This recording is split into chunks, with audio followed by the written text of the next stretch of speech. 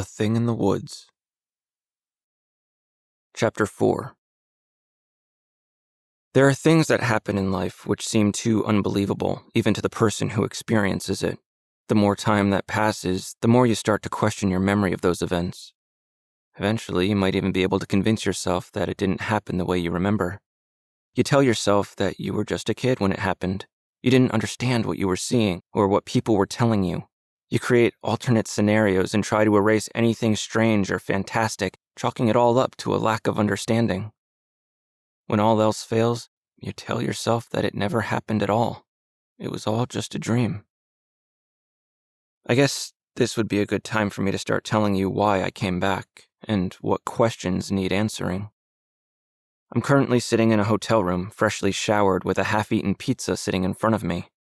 I've got all night to figure out how to begin explaining things, and it's a good thing because I'm having a hard time finding the words. The best place to start is that day at the river. It's not where the story began, but it's where my part in the story began, and I can fill in some of the other gaps as we go along, maybe. When I close my eyes, I can walk through that morning. It was a typical morning during summer break. I woke up when I wanted to wake up and went downstairs when I wanted to go downstairs. The freedom was thrilling, though my internal clock still prevented me from sleeping past 7:30. That morning, I poured myself a bowl of Fruity Pebbles and slumped down in front of the TV to watch an old episode of Gilligan's Island. I can remember which episode was playing. It was the one where the castaways were attacked by a giant spider. I remember this only because my cousin Lucy was staying with us for a few weeks and the spider grossed her out. Lucy was 16 or 17 at the time. I wasn't sure whether I was supposed to treat her like one of the kids or like an adult who was there to babysit me.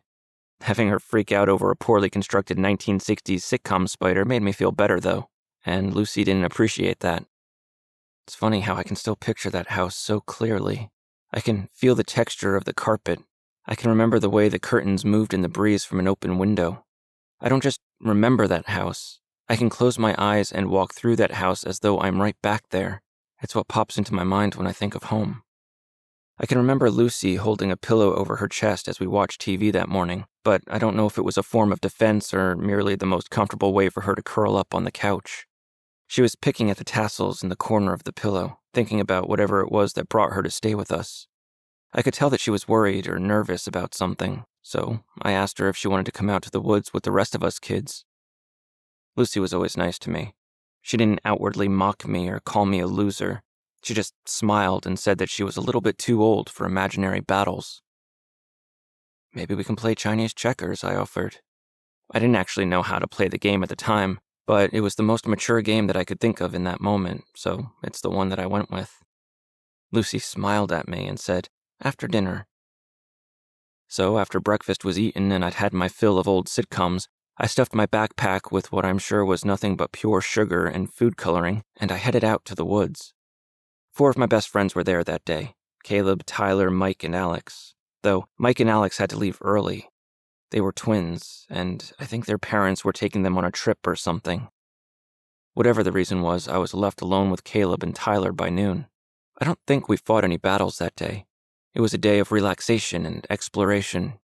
One of my friends found an old coin on the ground, and we were convinced that we could find a ton of buried treasure if we tried hard enough. For a young boy like me, any chance to create adventure and dig through dirt was welcomed without question.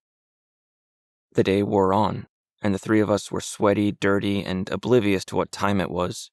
It was the type of day that I loved the most when I look back at my memories of Huxley. It was pure childhood, right up until it wasn't. My mother had told me to be home earlier than normal, so the family could sit down and eat dinner together. I knew that she told me this, but I hadn't thought about the request once since leaving the house. As it started to get later in the afternoon, my mother assumed that I'd forgotten, so she sent Lucy out to the field to get me. The treasure hunt had grown old. Caleb and Tyler wanted to jump off the rocks into the river. I didn't want to go swimming, but I went with them and sat barefoot on the cold rocks as they splashed around and scrubbed the dirt off of their faces. Between the sound of the water gently moving past the rocks and other debris and the sound of my friends trying to drown each other, I almost didn't hear Lucy calling me from the field. At first, the sound of her voice was faint. It blended with the rest of the background noise, so even though I heard my name being spoken, it didn't register in my head as someone calling me. Then I heard it again, this time closer and louder. I could tell that it was Lucy, so I stood up on the rocks and looked back toward the trees. "By the river," I called out.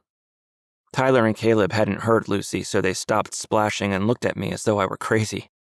When Lucy emerged from the trees, both of my friends froze and stared at her as though they'd never seen a teenage girl before. It was gross, so I threw a stick in their direction and told them to quit it. "Your mother told you to be home for dinner," Lucy said, sounding both authoritative and bored at the same time. "What time is it?" I asked Lucy, with a bit of urgency. "Late enough for me to be sent out here," Lucy responded. Within seconds, Caleb and Tyler had both rushed out of the water, said their goodbyes, and run toward their houses. Remembering my mother's orders, I told Lucy that I was coming, and I hurried to put my shoes back on, but my damp feet were having a hard time slipping into them. If I was late for dinner, my mother would undoubtedly speak to me in a perfectly calm and soothing tone as she told me that I had failed to do the one thing that she had asked of me. The guilt would have driven me to make amends by doing chores, and I'd have much rather spent the evening watching TV or reading comic books. Once my shoes were on, I stood up, prepared to run home. However, my footing wasn't as stable as I had thought. I slipped on the rocks and nearly fell backward. I caught myself just in time, but as I did so, my eyes caught a glimpse of color poking out from the muddy riverside. There was all kinds of garbage out there. Food wrappers and beer cans. There was always some splash of color, and I usually didn't think twice about it, but something about this particular object caught my eye. "Let's go," Lucy called to me. I yelled back, telling her to hold on a sec, as I moved closer and closer to the thing I was looking at. As I stepped off the rock and into the thick, sloppy mud, I could tell that it was fabric. Lucy was still urging me to forget about it and go home, but I didn't listen to her. I just moved closer until I was standing over the fabric. It was blue, the color of one of those denim shirts. I reached down and pulled on the fabric, wanting to see what it was or what it was connected to. I honestly don't know why I did this. It was just a feeling pushing me forward. Behind me, Lucy was moving closer, either to grab me or to get a better look now that her view was blocked. I kept pulling, slowly increasing the effort that I was putting into it, until the fabric began to come out of the ground. I pulled a little bit more, realizing that it was the sleeve of a shirt. I pulled just a little bit more, but stopped when I realized that the sleeve still had an arm in it. A hand was now sticking out of the ground, covered in mud. Lucy screamed behind me, and I fell backward. I landed in the mud and scrambled to get back to my feet, but they kept slipping out from under me. I couldn't breathe. I wanted to get out of there, but I couldn't. I wanted to run, but I couldn't. My eyes were locked on the hand that was sticking out of the mud, and I felt as though that hand was about to reach out and grab my leg. I felt hands grab my arms and pull, and my first instinct was to resist, but I quickly realized that Lucy was trying to get me out of the mud. She was behind me, yelling at me to get out of there. We had to run. We had to tell someone what we'd found. Now I was on my feet, but my eyes were still locked on the hand. My heart was still pounding in my chest, but I was regaining my ability to think. "Should someone stay until help comes?" I asked. I wasn't looking back at Lucy, but I can imagine the terror in her eyes as she said, "No! We have to leave. Now. We'll call someone when we get home." "But it's not right. We shouldn't leave them alone," I said quietly. I don't know what I was thinking when I said it. It was stupid, and I knew it was stupid even back then. Lucy grabbed my shoulder, spinning me around and looking me in the eyes. "We have to go," she said, looking up at the woods around us. "Because whoever put that body out here might come back." There was a shared look between us. In that moment, I'm not sure whether we believed that a crazed murderer was going to run out of the trees and attack us, but neither of us would have ever thought that we'd discover a body buried in the mud beside the river either. At that point, we didn't know what to believe, so we ran, slipping in the mud, grabbing at trees to keep us on our feet, bursting into the field, ignoring the shorter path to the road because the longer path home was what I had etched into my primal memory. You never stop to think about how many of our reactions in life are dictated by what we see on TV and in movies. What would we have done if we had never seen this scenario play out on screen? I've thought about that a lot since that day, because I don't remember thinking about any of it. I just remember doing it, but I'm not sure where those decisions came from. I never saw that body again, At least, not outside of my own memory. In the movies, finding a body is always the beginning of the mystery. You go through the steps and you find your closure. In reality, you call the police, answer a few questions, and that's it. You're not a part of the team. You don't get to know what they know. You don't get to put the pieces of the puzzle together and make sense of it all. In reality, you're just a little boy who stumbled upon something horrible. And that's it, as far as the police go. Only, that's not really it. To this day, I can see that hand sticking out of the mud, its fingers curled in just such a way that it looked as though it was pointing to the sky. You imagine that a dead body will look a certain way. Either it'll be blue and stiff, or it will be so rotted that you will barely even see it as a piece of what was once a person. The hand I found was neither of these. It was almost pink, as though the person to whom it belonged were still alive. How this is possible, I don't know. If you want me to explain it somehow, maybe I could tell you that I only ever caught a glimpse of the thing before we ran. I could tell you that my mind has filled in blanks and created details over the years, and I've convinced myself that those details are an unquestionable truth. Believe all of that if you want. I've tried to.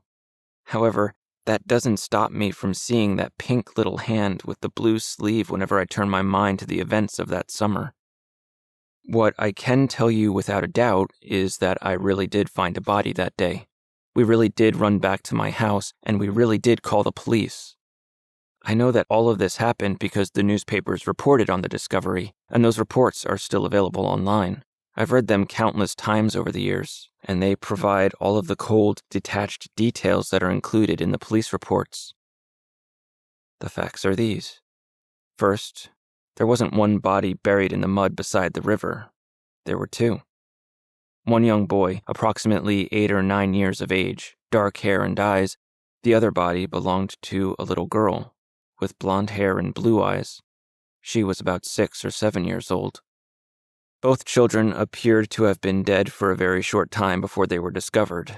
Both of them were wearing clothes that appeared to be homemade, with no brand logos or synthetic materials.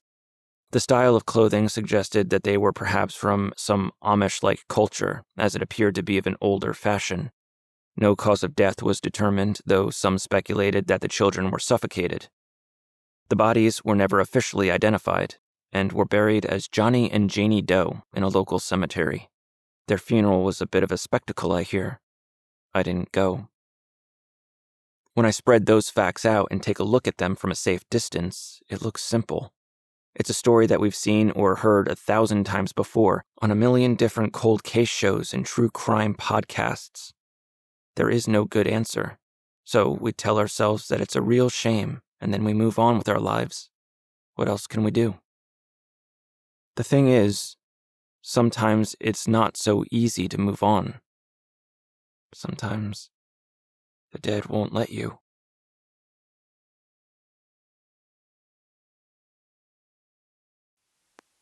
This is the voice of the Embers, where stories burn and fade.